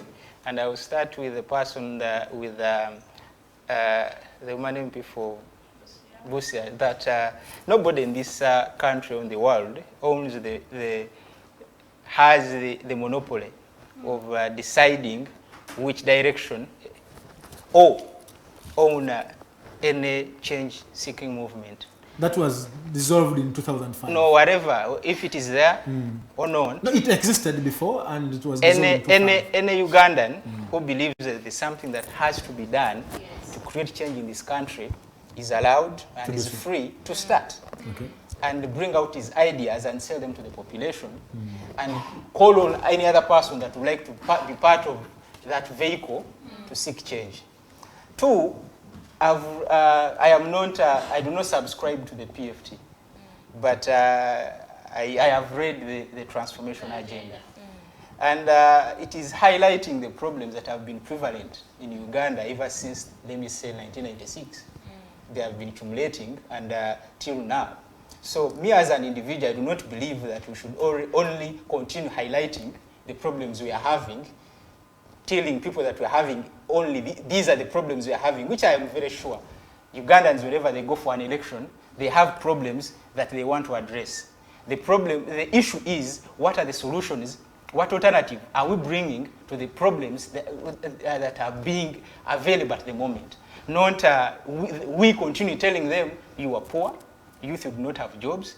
Those have been consistent and they are existing till to date. The only game changer that the ANT would like to be part of I didn't give you time to make a submission, sir. I thought you just responding briefly. Yes, because she had the mic. Yes, I was responding briefly because she but said. But now you're making a submission. Yes, I was, I was responding briefly because she was saying that we are looking at the solution side, not highlighting the problems, and I'm informing her that the problems. And that point has been captured. The point has been taken. Then you had a response to her as well. No, the response, actually, the last response has been to Shammy. Actually, he has been defending himself. Well, he has been defending himself. So. Before Madame Shammy continues, we have Odiambo Clyde from Busia. Thanks, Abdalla Tiff. I love the radical innovation you have brought forward of engaging young people, most especially those in politics. This gives us an arena to discover how presentable they are. Yeah. So the world is watching you. Yes, young people have the majority of the population in Uganda. A number of these young people have gotten the education that may be either employable or not. Now the question is, how do the young people position themselves to strategically stand out there? How do the political parties out there mentor young people who are passionate about leadership to embrace it? Having passion and mentorship are two different things. Most of us, the youth, seem radical, but without the right direction or mentorship to lead others. A leader is not supreme. There should be mentorship. Thanks for the show following. Clyde Odiambo, youth, young African leader. Well, Madam Shammy, you were telling us, we wanted to look, you are giving us examples, how it happened in Durban. You know, it's like you're trying to emulate, like you're trying to happened in Durban, where the young people flocked on the streets. You know, is that where the PFT is driving us? Literally is this red card for me? But yeah, of course, I'm giving it to you. Are you giving me a red card or you're giving me the card? I'm giving you a red card. This is serious. I gave you an example just for you to show you how powerful the young people are. When you look, actually, I will give you another example. Please do. When you look you have 1 minute. When you look at Gandhi, Mahatma Gandhi. Yeah, Gandhi was 24 years, and he was when he helped in the founding of the Indian NATO Congress, you know, and actually even he became the first secretariat for it. You get it? But at a young age. So as we're moving around, traversing, my dear, for us in the transition agenda, you said you read it well. It gives you the problems, and at the same time, it has solutions to these problems. So we are telling them we have a crisis because we have 2 books. Unfortunately, we came with 1. We're telling them we have a crisis, and then we have the transition agenda, which has the problems. You get it? Understand that we appreciate the fact that we have a crisis in the country, and then these are the solutions to the crisis. So as we traverse, we want the people first to get our ideology, adopt it, and when they adopt it, we unite. You're telling us you want to overthrow the junta before 2026. Yes. Are you doing that? You're going to do mentorship? All that is going to happen before 2026? It's happening before 2026. Thank you so much. I want to go to Madam Akello Phanice. Before I cross, there is this comment. Owenchima Asiatimugi. Well said, Mr. Maseruka Sadat. We need solutions. We have had enough of problems. Every reader comes tackling what we need to hear, yet they have no solutions to them. Madam Akello Phanice, you said that having PFT on board, it's having so many formations in the country. Besides the 26 political parties we have, the registered political parties in the country, I am not so much certain of any other political entity in the likes of the PFT. And if you say that we had the people power movement that later became the NUP, one would actually say we already had many of political entities. There was no need of coming up with NUP. Yet we had the FDC, we had the DP, we had the PPP, and the like, and so on, the JEEMA, and you know, one would think it wasn't right for to create another formation. After all, even the previous elections we've had, even I shared these statistics last week in the show we had here. In the year 2016, Dr. Chiza Besigye got 35.61%. And in the 2021 elections, the flag, the official now, not official, the main contender, Robert Kyagulanyi, got 35.08. You see, it is, one would ask, this was a youthful leader, who gave a lot of hope to the young people, more than, maybe one would think more than the previous times. But you find that the performance of Dr. Chiza Besigye is a little bit higher than what, and much as they both claim their results were rigged. And if you look at the performance, Mr. Museveni got more votes in this election compared to the votes he got in 2016. Well, what is your take on the PFT and the kind of work they're doing? One would expect that being a member of the NUP and the leading opposition, you would be doing actually what PFT is doing. And we don't seem to see you actively on ground. Yes. So what is your take on this, with the PFT and the activities they're doing? So thank you, moderator. In line with that, I want to make this clear. I don't want to seem to be crucifying the PFT. Like I said, I appreciate the ideology and I appreciate the activities. When I say we are getting so many informations, I don't mean to say that PFT is not supposed to exist. Yeah? What I'm simply calling for is unity. Unity? Yes. And then unity must be convincing. Who should call one to unite? Can I? No. Yes. Who should call one to unite? Who should call one? Because if you talk to PFT, they want to unite. If you talk to NUP, they want to unite. So yes. Who and who should unite, and who was the monopoly to invite others to unite? Thank you. What I would like us to do is act. You know, speaking and writing very good ideologies and then not acting will only make them sleep there, well written and presented. So I don't mean to say that NUP should lead the union or the NT or FDC or JEEMA. Yes? It should be a combined effort. From who and who? From all the parties. But you're not there. NUP is not there. ANT, they are not there. NUP is here. ANT is there. Perhaps not joining is because okay. that could be the case. Okay. Yes, and then referring to the concluded elections and giving the statistics, it hurts me more when you take me back to the statistics, because I'm very sure most of us here saw and witnessed what happened in the previous elections. You will attest to it. The dictator was scared.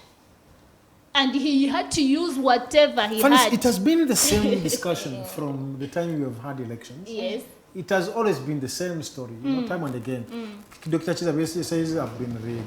Dr. Honorable Chabani says, I've been rigged. You see, it is the same narrative. We are really not getting anything new. Actually, well, it is the same thing. It's the same narrative, time and again. So what point am I driving? I don't know. The point I'm driving is, I think we should never expect democracy in this country with the ruling government still in power. We need to streamline. Your president is going to hear you say that. Yes. Oh, my president is Honorable Robert Chagulanyi, His Excellency Robert Chagulanyi Sentamu. And yes, I know he's hearing. Say it again, please. Oh, they'll give you that. It's until we get a change in the government. A change in the leadership. Yes, I will always get back to it. How we need to do that is unite. And that's what the PFT is trying to do. And something that the People Power movement was doing, or is doing.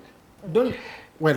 Yes. I don't want her to mix this. Let me go to. Something that the People Power movement is doing. Please, you have 30 seconds. Yes. When she says that's what the People Power was doing. People Power was, no. People Power was then, and now it's now. NUP is a party, and PFT is just a coalition.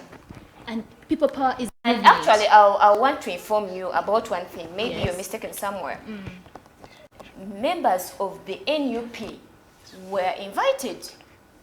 And indeed, they asked to be given time to join the what? The PFT. They say they need time. Yes. So it's not that we failed to bring them on board. However, they failed to join. Could it be that your agenda is not convincing to them? It isn't that our agenda isn't convincing, but maybe they still have, they say they still have problems to solve within their mother party. They had maybe a lot of things to do, they had to structure and whatsoever. I'm sure you're informed about that. So when we say we're uniting, and you know this is a coalition of course, it's about uniting. So the problem is not PFT, not uniting with NUP. Wabula, the problem is NUP. Mr. Maseruka. Not uniting. You're contradicting yourself in that. ANT is not part of the PFT. It's on record. It's on record. Though there are few members from the ANT who are part. Whom I may need to know. No, who are part of the PFT. No, we have members actually even from NUP. It is okay. Because it would take me back to another debate between a leader, a supporter, and a sympathizer of a political party. So those could be. They could be supporters. Also. No, they are members holding very serious positions in ANT. Let me hold it at that. Please, please keep it now, I think the key issue here is what is unity? Who should unite? No, because one of my lecturers used to tell us that before we start tackling issues that are very complex, we have to first get a definition of the key word that is. So in this case, is what is unity? In this situation, I believe that if ANT works individually, PFT works individually, NUP works individually, that does not mean it's not an individual entity. Reason being, it's a coalition of different political parties. We have less than 5 minutes to be out. Yes, PFT works as it is, NUP as it is, and ANT as it is. It does not mean they cannot unite to create change in this country. But the unity some of these entities want is one joining into the structures of the other. We can work individually, but organizing our synergies to achieve a common goal. What's the problem? Not necessarily crossing over to another party. Not necessarily of me. Maseruka Sadat becoming FDC. No, not necessarily. Not necessarily. No, I want to clarify him on one thing. PFT is not a party. Everybody on this platform knows PFT is not a political party. What I'm informing her is that PFT can organize and ANT organize, and the ultimate goal we are all having is to have change. That is the unity we should have. So you're trying to mean that each person yes. could have an independent activity, yes. and they mobilize their team, yes. and then because the agenda and goal is the same, move forward. And we move forward. Why should we always say that whoever we are not first? Yes, you are not joining us. You are not joining us. No, we still call that unity. Of course. For instance, yes, it is unity. By the way, how does it become unity? Of course, you're uniting your own forces. No, uniting can be on an agenda, can be on a cause, can be on an ideology. We can unite on a cause. The cause is to overthrow the dictatorship. It does not mean that I should play in the same team as you to overthrow the dictatorship. I can play individually. She can be in Busia, I can be in Matuga, she can be in Machindi or in Rubaga, anywhere. But the aim is to see that whatever we are doing in our individual capacities, we are of a goal of changing leadership. And that's why in PFT we have different political parties. Does that mean that I should go under an umbrella? No. Sadat, I remember before the 2021 elections, we had such a discussion where each person was fronting a different agenda. One was saying no elections 2021, and one was saying Funandaga Muntu. You see, so you could see that each person was fronting and driving it differently. A different agenda. And that was still unity according to how you describe it. No. That's not unity. The team which was like that. And Mr. Moderator, you are in need of a definition of unity. No. I am referring to how you said it. I said people can unite on a cause. People can unite on yes.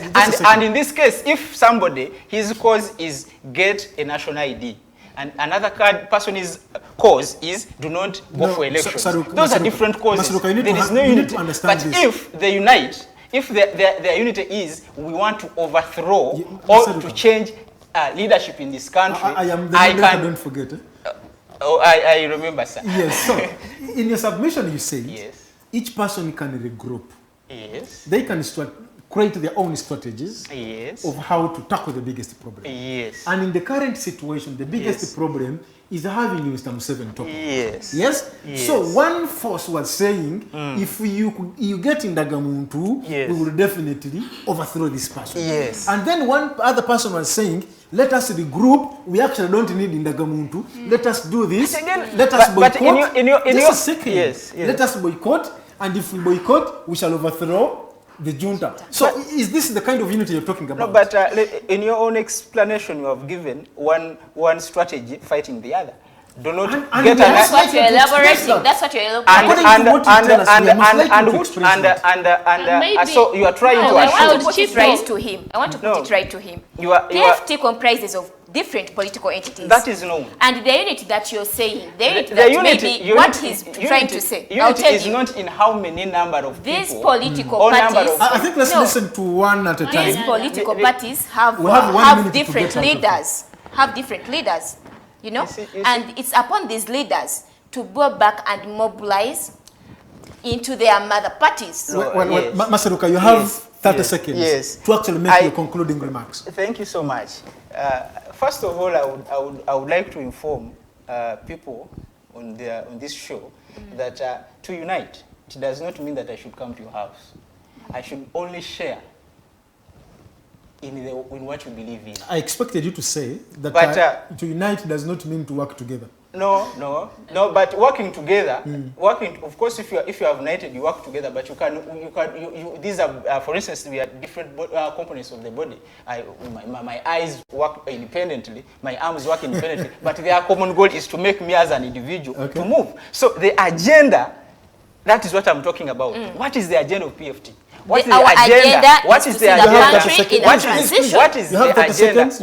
What is the agenda of People Power Movement? Is to see regime change. If ANT does what it believes will bring regime change, and PFT does what it believes will bring regime change, we'll definitely achieve the change. That is the unit I'm talking about. Thank you Lastly, so much. I would conclude by, as an export and the ambassador of Matuga. So you're the ambassador of Matuga. Of course, they are on export to wherever we are, to the world. So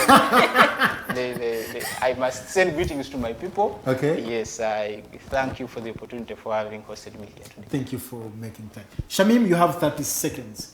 And you should also say greetings to. Are you also the ambassador from Rubaga? Rubaga is near. He is I'm for not just all of an us. ambassador in Rubaga, but I'm an ambassador for the youth in the country. You're left with 21 seconds. I send my greetings to Uganda. Thank you. The ambassador from Busia. Are you the ambassador for Busia? Maybe let's have 30 seconds. Yes, 30 seconds. During my conclusion. The topic of discussion was the role of youth in the national liberation. Throughout my discussion, I've kept emphasizing we need unity. We need unity and then get out of the comfort zones. Take away the mindset of, they're in power, they have everything. Stand up. My friend here was referring to Mahatma Gandhi at 24. So we can do this, and all we have to do is take on the mantle, and then we shall we shall overcome the challenges and get liberated. Maybe I would also like to conclude with this, to all the people who have tuned in from Busia, who are viewing from different platforms. I send regards to all of you. Thanks for following, and come 2026, we shall create the change that we deserve. Let's continue working together. Are you sure you still have the flag? Yeah, the question of the flag. Actually, I would love to. I gave you 30 seconds. Can I just finish on that? You finish in 30 seconds. Yes, about the flag, I just implore my people to trust me, still trust me, because I have the potential. Thank you so much. Thank you so much, my panelists. I really thank you for creating time to join us here at the Dig Talk House. Every Monday, the discussion is always like this, and we are really committed to bringing the young people on board so that they are able to share their views, their opinions, the ideas on how they think this country should be steered. My name is Abdalla Tiff, and I also send my greetings to the people of Machi India, especially in Soweto there, and my people from Busia. I really thank you for tuning in. Every Monday, we are always here. Have a good evening. My name is Abdalla Tiff.